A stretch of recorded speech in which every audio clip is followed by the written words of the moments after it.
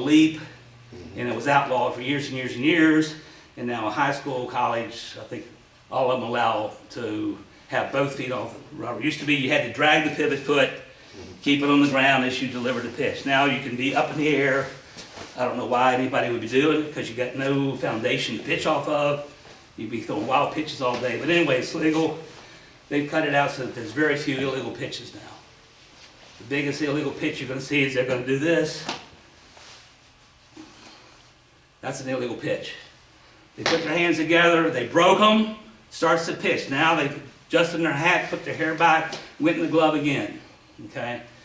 10-year-olds, I wouldn't call it. I'd tell the coach between innings, hey coach, make sure she only separates her hands once, you know.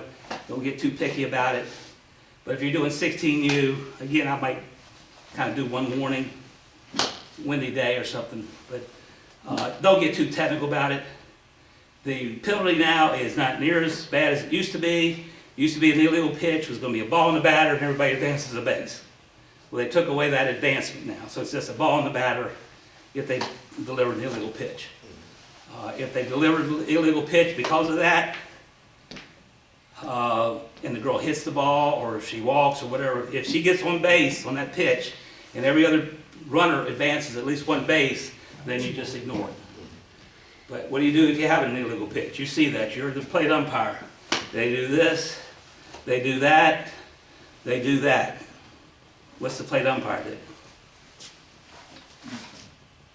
Illegal pitch, delayed dead ball, okay? And you would say it illegal.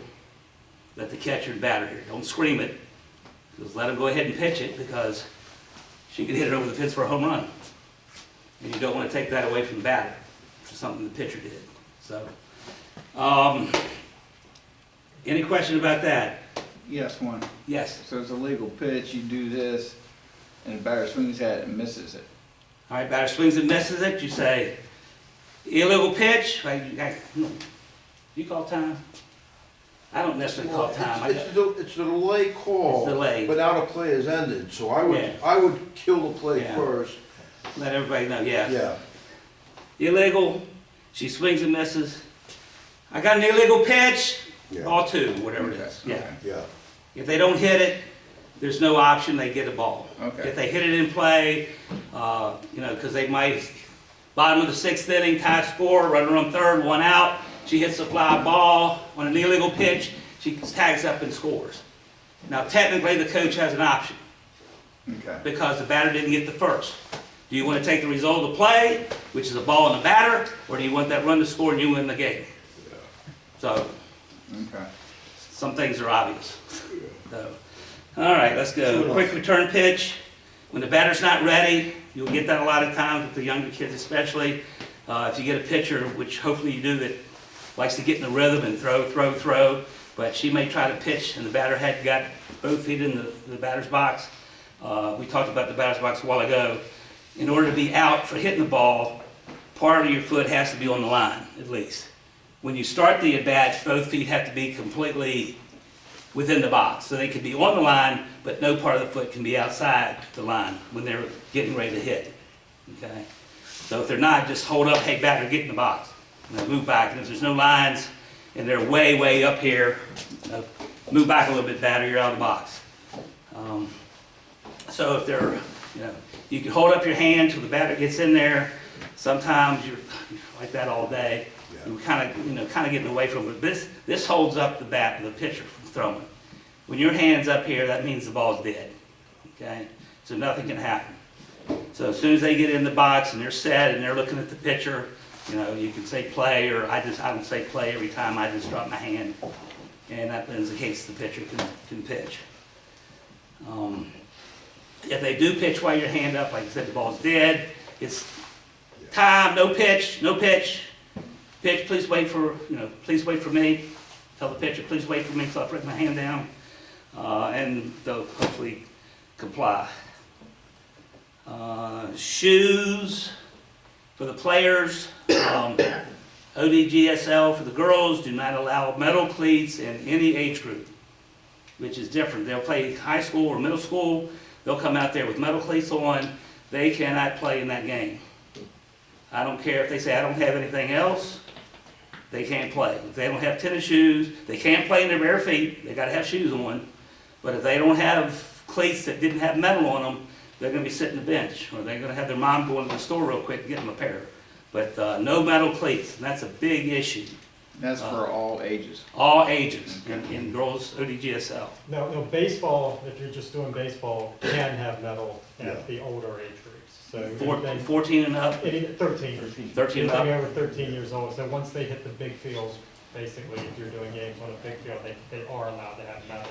But any younger age group is not. Yeah, a lot of those are depending on local rules, how they apply those. But I know in this area, at least anything on a big field, metal cleats are allowed. Yes. Unless it's a local league, like unless your local league has something where you put it in place to not do it. Yeah. But from a Babe Ruth standpoint. All right, Bob, I'm gonna let you take over on the strike zone. Well, I'll tell you what, it's just about 11 o'clock. So why don't we take 10-minute break, 15-minute break? 10. 10. All right, folks, it is now 10:57. Let's be back at 11:10. Okay. Okay? Take a break, stretch your legs, use the facilities, run around the block. But you could, Babe Ruth said to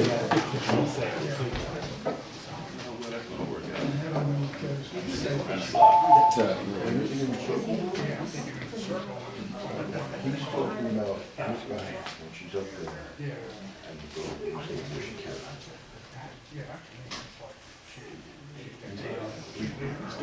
That's- He wants to sort of try. Well, it's called the look back. a lot of this is Yeah, but it's the look back rule, because I think say like when you're doing games for typically in the circle. at least get Because once she is in the circle, then it looks back. That's what I'm used to. That's what I'm used to it, like when that's the look back holding it. I thought that's what we were. Yeah, that's what I'm if you know after a Yeah, year, I'm sure, yeah, I'm sure. you know, learning a little more than but I try to keep it there anyway. Try to keep it very nice. I measured it when it was 9, and then after that, it was 10, and then I went to show me studs, 8. So as I was shoving, so I hear So how do you feel about behind plates? I know being new takes a little bit of time. Get fully so if like after a game or so, I get an opportunity where maybe I can work with you behind the plate. Usually what I'll do is start, I won't have to do behind the plate for older ages, but like usually not where it's very short. So, you know, he started doing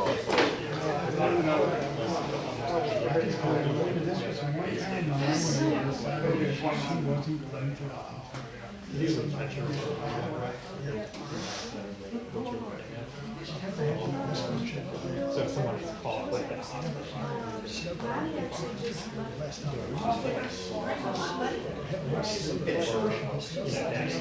mainly just kind of getting confidence.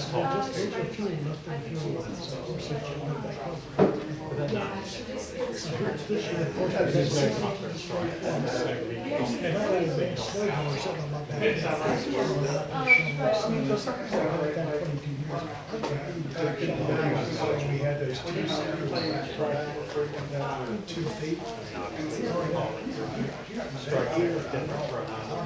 Hey, doing good. How y'all doing? Hardly ever used it. And you know, because after that, we hardly had any snow.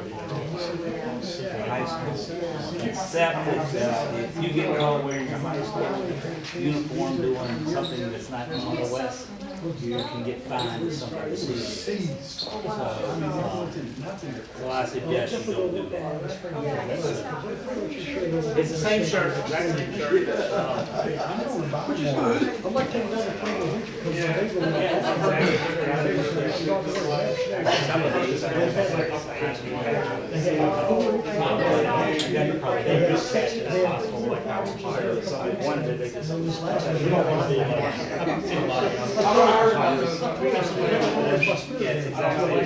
Well, we got here, now our shirts are implemented. But you know what happened this year? I'm not in Florida. Something's like that, something like that. I've been in Florida. Yeah, this used to be the high school. We had 4 inches like 4 years ago. We've had 4 inches. Other than that, we've had fantastic February and everything. You can order some March baked is goods, that yeah, but suck. or if you find somebody. It was in March, right? So it sounds like the railroad is just for They get some baked goods and hats, it's $10. $10.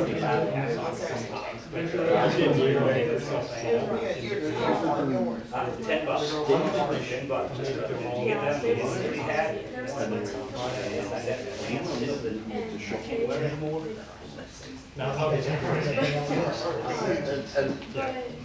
Zach got paid for it. Bob, you still are.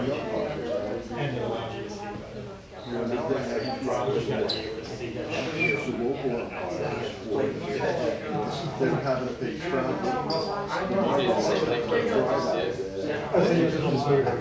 Whichever one they are.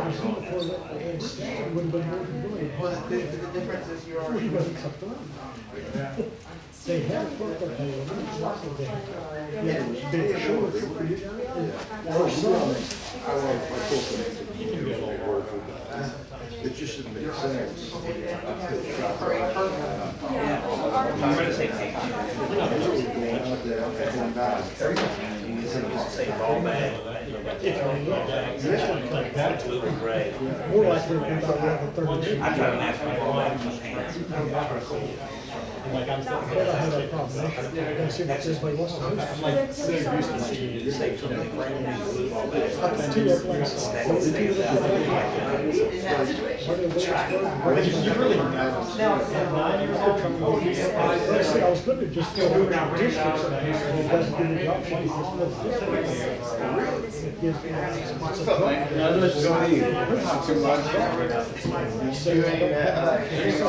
drop. No, what was that? I never heard of it. Was it Transitional training with Franco.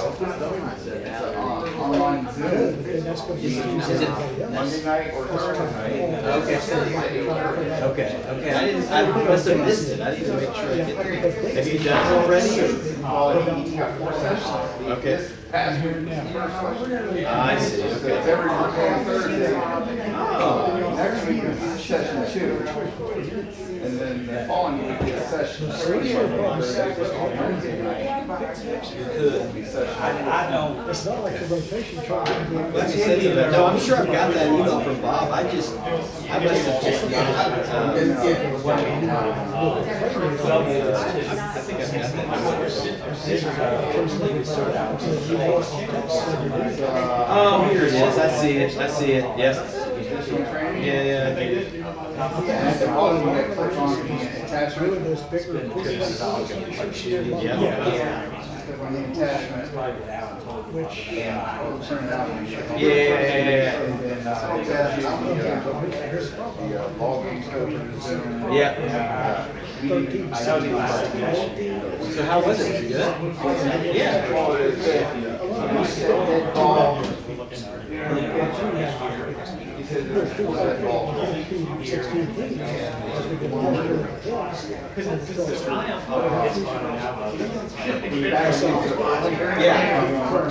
Yeah. You don't take the ball, you send it. Arms Yeah. out. Interesting. Oh, okay. Dead ball. Yeah, but still though, it's good to do this thing. Yeah, I'll have to, I forgot about that. Yeah, I'm sorry. I got it. Yeah, no, I wonder if he has some I don't know, I got tape on, but. That's like when we were talking I about. just watch them again.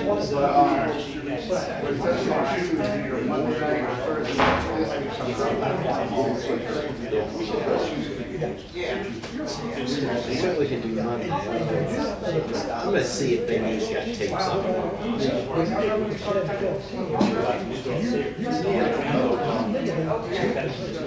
I don't know if he does or not. Yeah. So he goes off. Yeah. So maybe, He goes off at PowerPoint, so maybe get a issue on PowerPoints, maybe. Possibly. To ask him.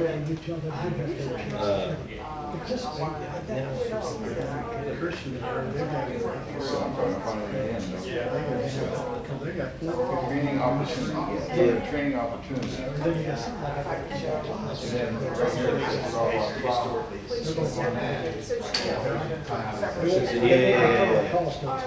It tells you your iPhone.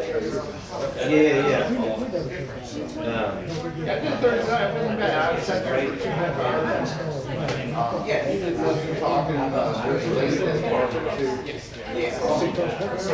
This is the guy that told me structural tools group that day. Yeah. Yeah, he's your, rules trainer. Yeah, exactly right.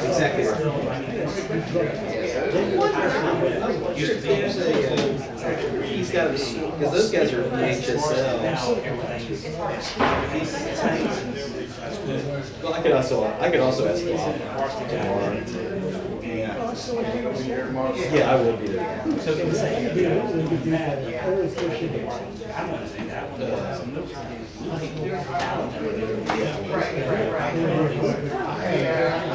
Same team.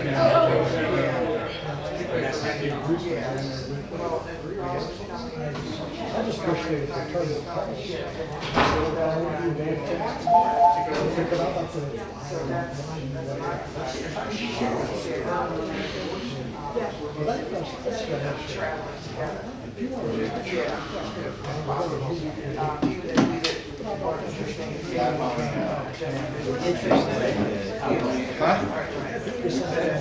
No, so I found it. That's what I'm saying. I got you.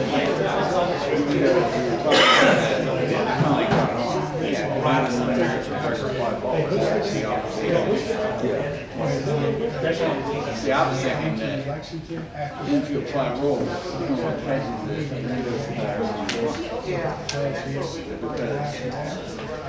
why, I guess the best way to say it is, if you apply rules, no, she can start running down. She's got to be back. Yeah, it just makes it better. But my point is, I should have appointed myself sergeant at arms. no fault. Keep me on schedule. So what do you want to do now? We were going to do strike zones, She didn't have to take and then I was going to talk about So that's why I was thinking in my mind, when did They could all like be running around the bases, and if it drops like crazy, they took it down. Drop the ball. the batter's down there? Batter's still out. Are you calling? I've got to close the door.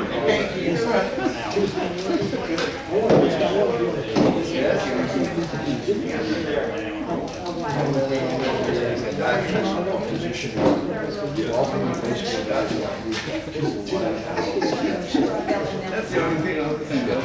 I'm thinking super. I'm thinking too much. Okay.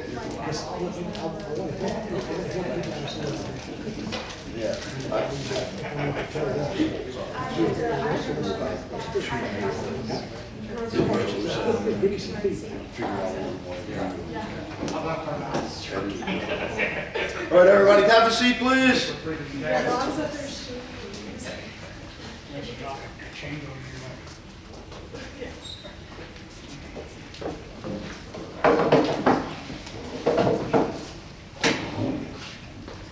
Okay, what we're going to talk about now is the strike zone.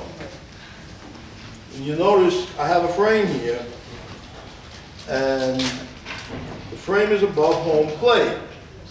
home plate is 17 inches across, and a baseball is 3 inches.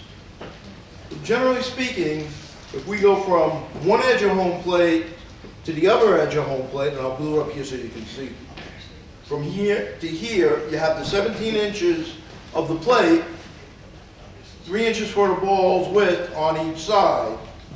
So altogether, you have 23 inches for the strike zone across. That never changes.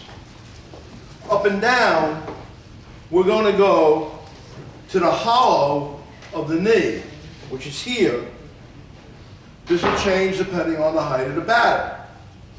Up top, we're going to go to a place midpoint between the top of the pants and the armpit, just about here. Strings are set up for a batter who's about 5'10", average batter at high school level.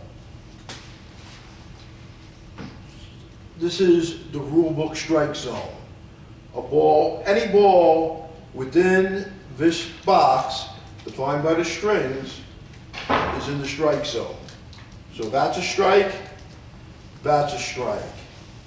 This is a ball, this is a ball. We want that to be consistent, whether it's a left-handed batter or a right-handed batter.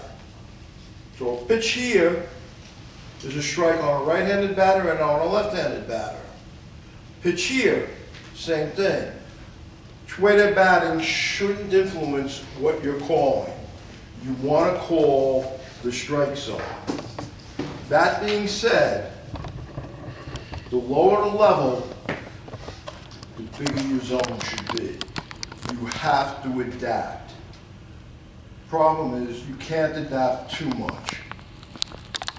We advise is, at lower levels, you can call batter's box to batter's box and get away with it, like with 9-year-olds.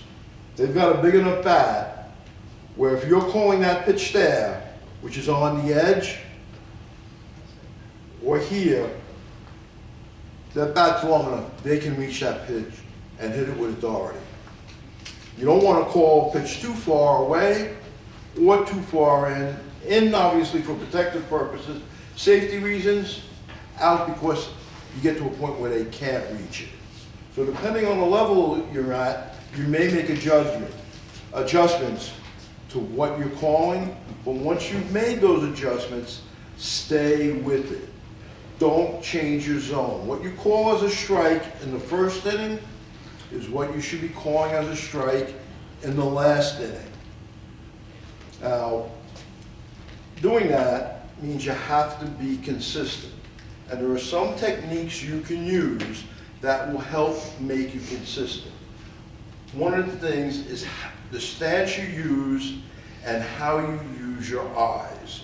Use of your eyes is extremely important in getting the strike zone consistent. What you'll normally do is you're going to get into some type of rhythm with the pitcher getting on the rubber. And usually he'll get on the rubber, look in, get his signal, and he's going to come set.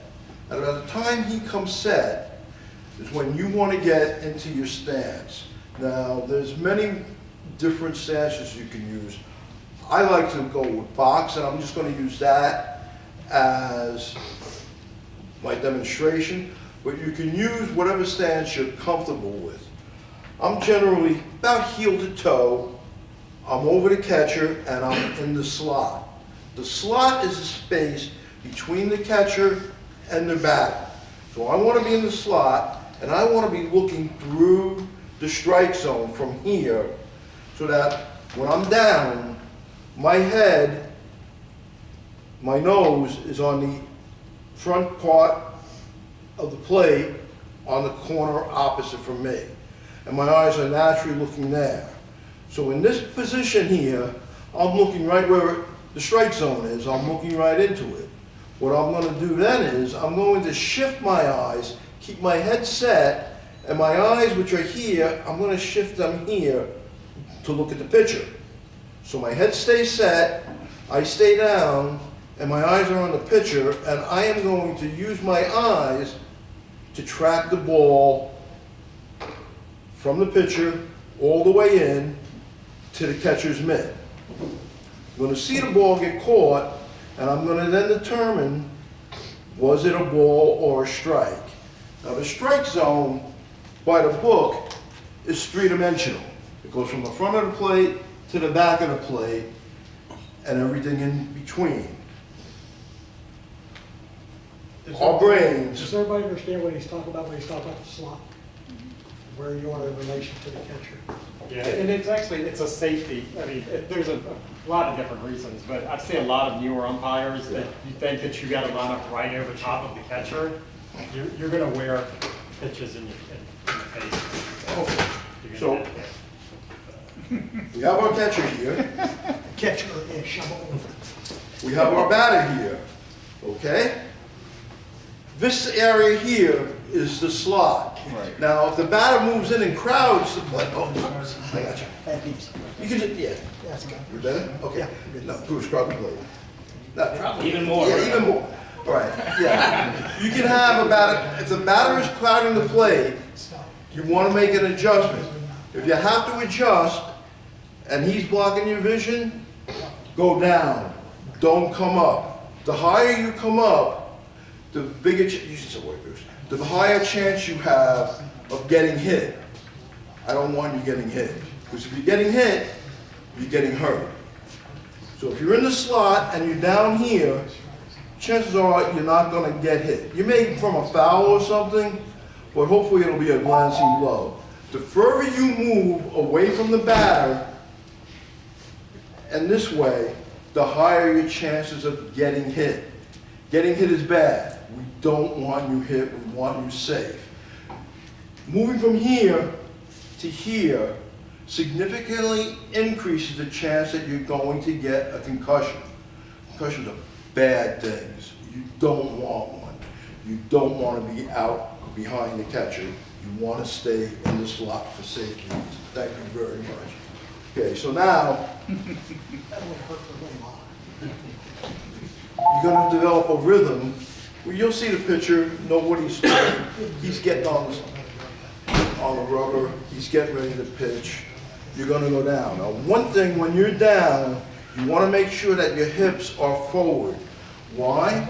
Because if your hips are forward, your back is pretty straight and there's no pressure on it.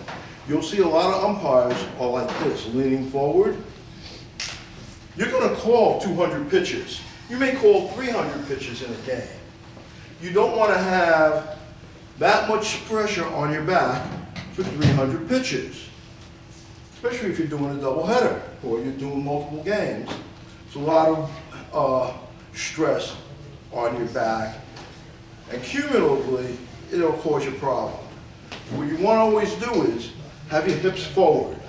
Your hips forward, your back arches, and your weight is on your legs. You can stay in this position a lot longer and a lot more comfortably than you can in this position. That make sense? Okay, so be conscious of this position you get into.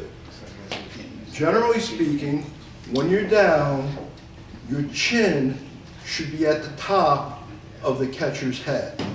That way, you'll be able to see the entire strike zone. And to call pitches consistently, you have to see the entire strike zone, okay? Yes, Do you switch sides based on if it's a left-handed or right-handed batter? excuse me? Do you switch sides? Yeah, depending on the batter. Okay, If so I have a right-handed batter, I'm going to be on this side. If I have a left-handed batter, I'm going to be on this side. It's a mirror image, though. I'm going to try to do the exact same thing on either side. So if I have a left-handed batter, I've got my slot here. Again, I come down here, and I'm looking through, okay? That all make sense? Questions on that? Takes time to develop this stuff. You're going to start, guarantee you, you're going to be going like this. You're going to be moving your head. That moves your picture of the strike zone. You can't be consistent if you're moving your head. So the first thing you always want to work on is to get into a good solid position, your head is still, and it's just your eyes that track the ball. You want to use your eyes to follow the ball from the pitcher's hand all the way into the glove. Okay? Now, once you get that down, you're in a pretty good spot to start calling balls and strikes. Mentioned seeing the ball. How many of you have played the game? Okay, so when you're playing the game, home plate's here.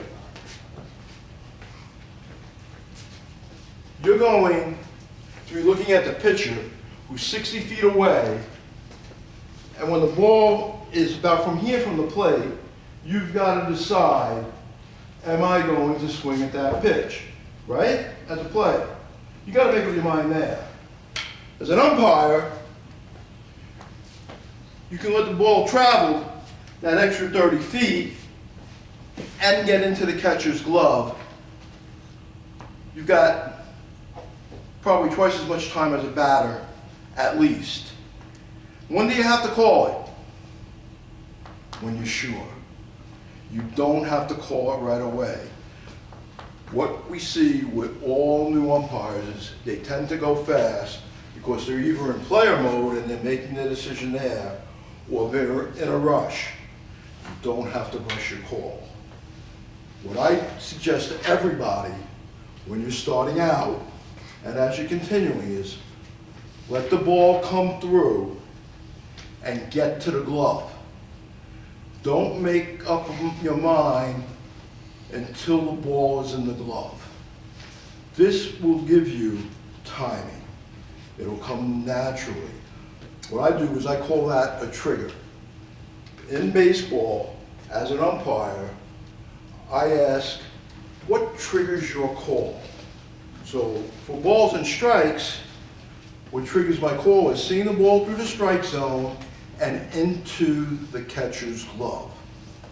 So if I'm doing that, I'm here, the ball leaves the pitcher's hand. If he's throwing at 90, I got about 400 milliseconds, 4/10 of a second, for the ball to travel and hit the catcher's glove.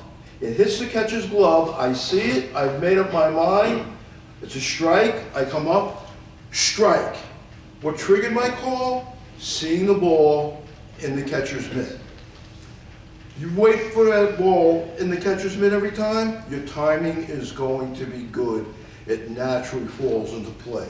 So you're down, you're watching the pitch, it's in the catcher's glove. This time it was a ball. So balls you call down. So ball, and then step back. Relax. Watch what's happening. For a strike, you're down. Again, you watch the ball. It gets into the catcher's glove. I've determined it's a strike. Strike. Now, I point when I strike. Some people use a hammer. Some people come up. I don't care what you do. Practice it. Look in the mirror. Set a chair up in front of a mirror so you can go through your motions and practice them. Do it with a mask on and literally just practice. Track with your eyes, in the glove, strike. Okay? Thank you, sir. Yeah. That will help you develop timing without thinking about timing. The big thing is seeing the ball its entire length of the pitch from the hand into the glove. Any questions on that? Bruce, anything to add? How many people in here are left-handed? Y'all gonna have fun. You're used to using that left hand, you get in the mirror, everything's with the right hand with our strikes, so it's gonna look awkward. I know there are a lot of the left-handers in here, but Yeah. that's one thing that you need to work on before you go on out on the field. However, left-handed, you probably have an advantage over right-handers when it comes to your mask. Now, I was a catcher, and as a catcher, how do you take your mask off? You take your right hand and you flip it off. Well, as an umpire, you do not want your mask in your right hand. Why? Because you may be making an out call and you hit somebody with your mask. bad thing to happen. The mask should be with the left hand. Your left hand also holds your indicator. Now, it sounds awkward, but if you practice it a little bit, it becomes second nature, where literally you grab your mask, walk with the left hand, and the right hand is available for your out calls. Another trick question coming. How many sides are there to the strike zone? Think about it. How many sides to the strike zone? Where's my geometry people back there? Yeah, 6.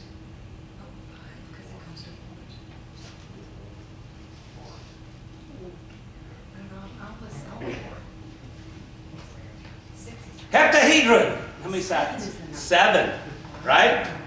7. You got 5 on the plate, right? Go ahead, Mr. Stick. What? Oh. What? You live? Oh, yeah. All right, you got the front edge, you got the left edge, you got the right edge, you got the back right corner, the back left corner, you got the bottom, and you got the top. Okay? Nobody ever gets that right. There are 7 sides to the strike zone. If that ball hits any, it's a solid, like you said. It's three-dimensional. So if it hits, I mean, it could be coming in from the side if they got a good curve.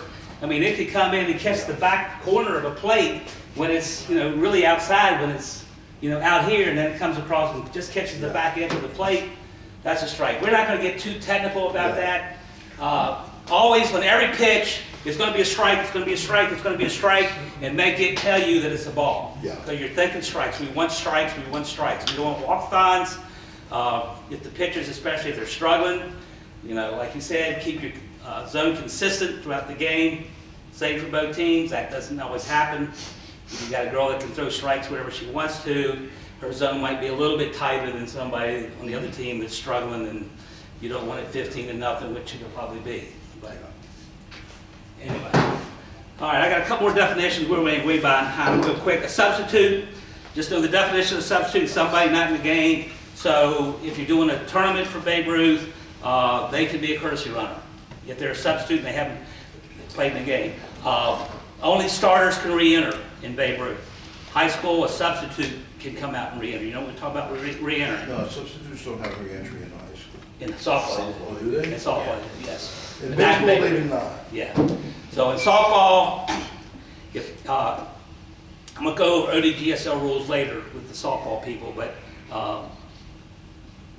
in Babe Ruth, everybody plays in ODGSL. But know the difference between a substitute and a starter. 3-foot running lane. Everybody's heard of that, the 3-foot running lane. It's not drawn on here, but if it was, move this out of the way. Where does it start on a 60-foot base path? Halfway. On any base path. Halfway. Okay. On any base path, whether it's 45 feet, 50 feet, 70 feet, 90 feet, the running lane starts halfway between home plate and first base. So softball with 60-foot bases, you're going to start 30 feet up the line. All right. What's that for? Why did they put that in? Was that to help the offense or the defense? There's that question again. It's to help the defense. All right. Because if say there's my catcher and there's my batter, and she bunts the ball, and the ball comes out in front of the plate, the catcher's going to come up here. Before that rule was put in, this runner could run like this all the way down. Where's first base? Fair territory, right? So run on down that way. The catcher fields the ball right there. How are they going to have a running or a throwing lane to that first baseman if that runner's in the way?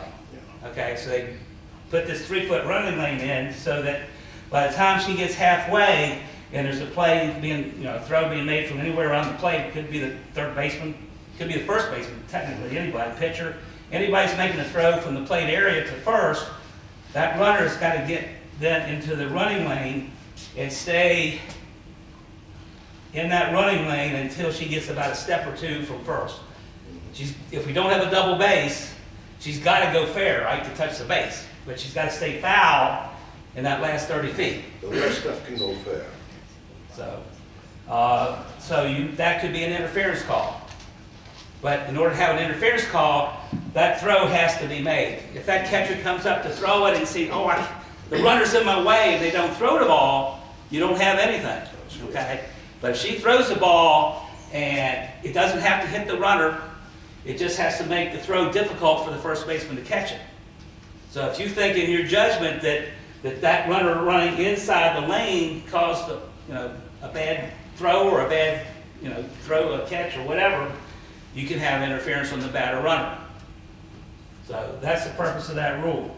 Now, if you got a game where you got dropped third strikes, okay, the girl or guy, whoever, dropped third strike, and then uncalled third strike, I'm sorry, uncalled. It's been dropped third strike for 40 years. Okay, they can come back, the ball can ricochet to their right, the catcher goes back here. Now what happens if the runner's running in the lane? Okay, the first baseman's probably reaching over into foul territory to get the ball from the plate. So if that's the case, and the runner knows that and is smart enough, the runner is then allowed to run on the inside. If she sees the first baseman setting up on the outside area, she can now run on the inside, and if she gets hit, it's not interference, it's just a bad throw. The lane is a safety issue again. That's why it's not just the foul line, it's a second line, 3 feet from the foul line that she's restricted to. The runner is restricted in, so that if the ball does go this way, the catcher can make an unobstructed throw. In the old days, when I was young, catchers were taught if the runner is not in the lane, to drill them with the ball. We don't want that. That's why we want them in the lane. Catcher makes a throw of any kind, and they're outside of the lane, you can call a lane violation. But you have to have a throw. Yep, gotta have a throw. Okay. And don't call it until the play's over. I mean, if the first Yeah. baseman ends up catching it anyway, you got nothing. Exactly. Okay, if she catches it. But if the girl's running here and the catcher has to throw the ball high, and then Yeah. it's over the runner and it's over the first baseman, Yeah. that could be interference. Okay, she interfered with a direct line of sight for that throw. The lane only comes into effect on a ball that the throw is coming from here. If the runner is coming up this way and stops and starts to retreat, the lane does not come into play any longer. It's only on the initial play from here up this way. Now in softball, if the runner retreats and gets back to the plate, they're out. If they take one step back, they're out. In softball. Okay, it's softball. In baseball, they can get into a rundown here, Yeah. ball stays live, but the lane stops becoming an issue once they start going back and forth. You can never have a lane violation on a throw from the first baseman back to the catcher. You will see people try to argue that, don't let them. The lane only applies to initial play from the catcher's area, which might be a third baseman charging, possibly a first baseman or the pitcher throwing to first base. Because you will see that they'll throw it to first, and a quick play, and they throw it to first, and the runner's right there, outside the running lane, Yep. and the pitcher goes to throw home, or the first baseman throws home, to get the runner coming from third, Yeah. and they clock the runner, the batter runner, going home. What do we got?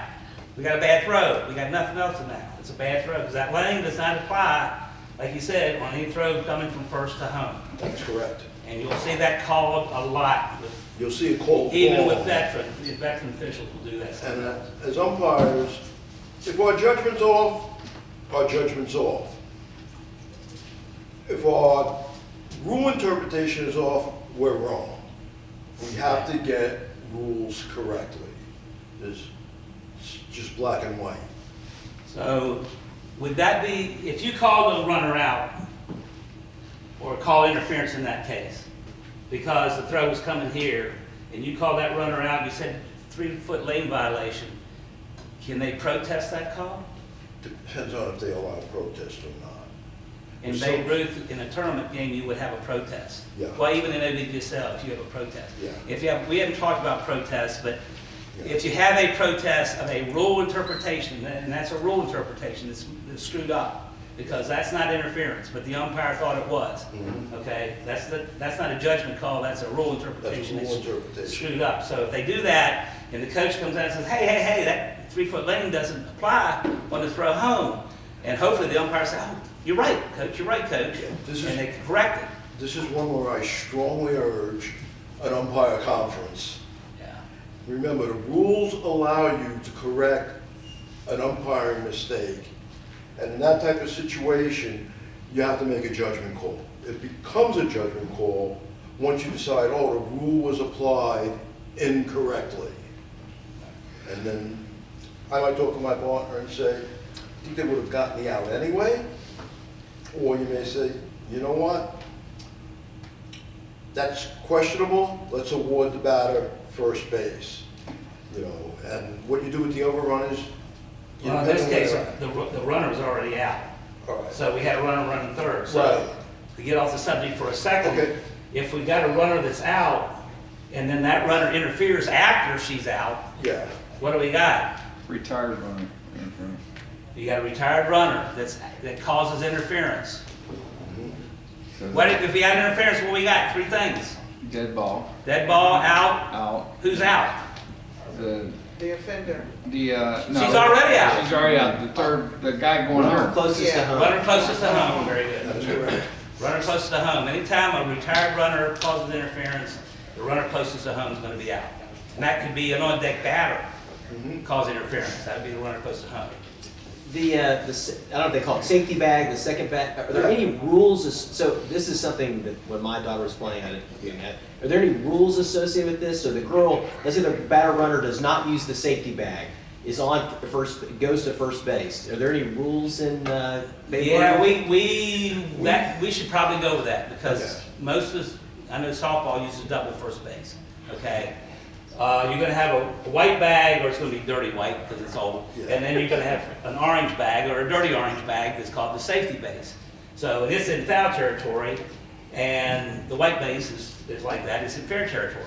So when there's a play being made on the batter runner, okay, say hit the ball and hit shortstop, okay, this runner, she's not obligated to be in the 3-foot reading lane, right? Because the play's not coming from the home, it's coming from shortstop.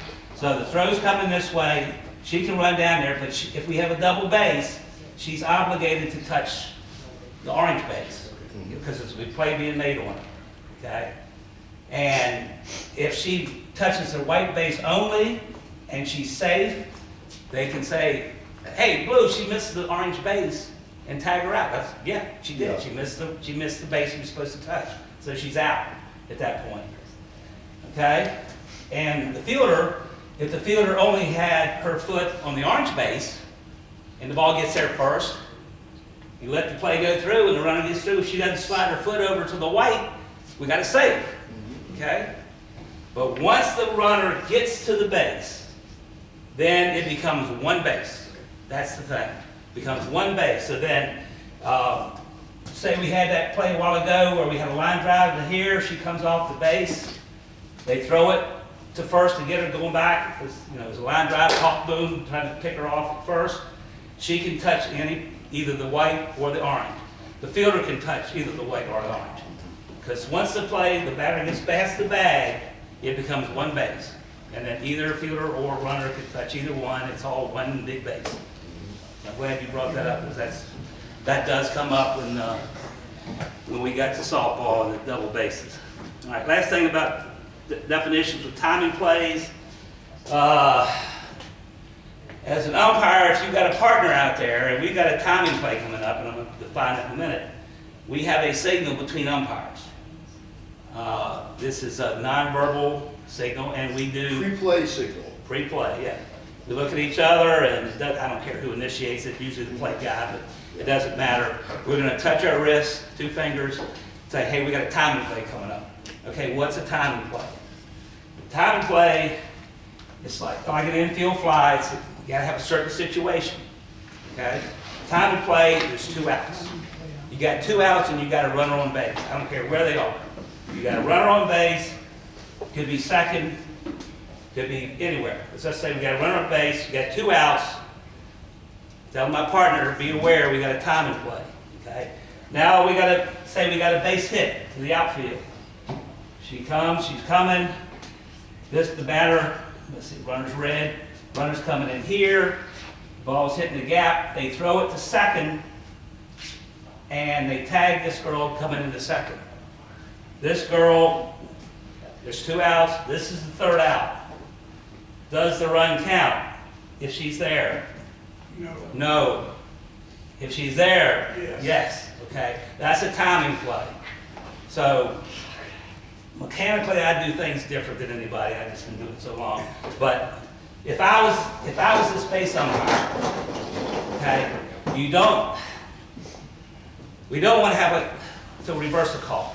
That's always a bad thing. We never want an out safe out on a call. So most of the time on a routine play, if there's no outs, they come in there, he's going to, out! All right? Pause a little bit and say out. But now you can't pause because that tag is made, and then 2 steps later, she's going across. So what I do, which is probably nobody else ever does it, I'll say tag!